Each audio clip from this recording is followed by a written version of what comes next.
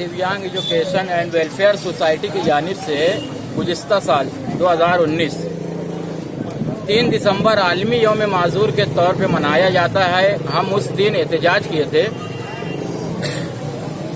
मसारत चौक से एक रैली निकाले थे और वो रैली कलेक्टर ऑफिस ले गए थे और कलेक्टर ऑफिस पे हम धरना आंदोलन किए थे। 19 नुकात पर मुश्तमिल एक मेमोरेंडम दिए थे कलेक्टर साहब को।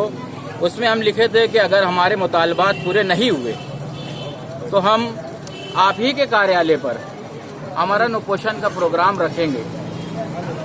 हमारे 19 मुतालबात में से सिर्फ एक मुतालबा पूरा हुआ है और वो भी अधूरा है, पेंशन स्कीम। शहर मालेगांव में इस साल 1010 लोगों की नोंदनी हुई है कारपोरेशन में, जिसमें से सिर्फ 625 लोगों को ही पैसा मिला है। बकिया लोगों को पैसा अभी तक नहीं मिला है। और हमारी जो दीगर मुतालबात है, जैसे 11,000 जो कॉलोनी है उसके अंदर हमारा 5% के हिसाब से हमारे कमरे रिजर्व है। कारपोरेशन वो दे नहीं रही है। शॉपिंग मॉल शहर मालेगांव में जहाँ जहाँ कारपोरेशन की जो इमारत है उसमें हमारा रिजर्व गाले हैं, वो गाले नहीं दे रही है। और जो गाले दे रही है वो इतना हेवी रेंट ले रही है, 3 लाख डिपॉजिट ले रही है और 5,500 रुपया भाड़ा ले रही है, जो कि एक माजूर के लिए नामुमकिन है। तीसरी बात, जो बेरोजगार है माजूर, उनको रोजगार फराहम करने का कारपोरेशन बोलती है मगर फराहम नहीं कर रही है।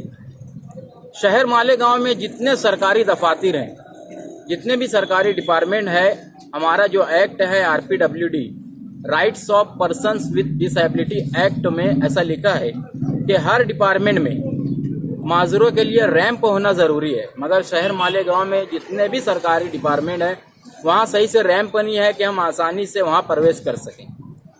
दूसरी बात के कारपोरेशन जो है, हम ऑफिस के लिए मांग किए थे 2019 3 मार्च 2019 को हमको ठहराव पास करती है कारपोरेशन, और ऑफिस के लिए अभी तक जगह हमारा जो है एग्रीमेंट नहीं कर रही है। उसके बाद से कई लोगों को जगह दी गई है ऑफिस के लिए।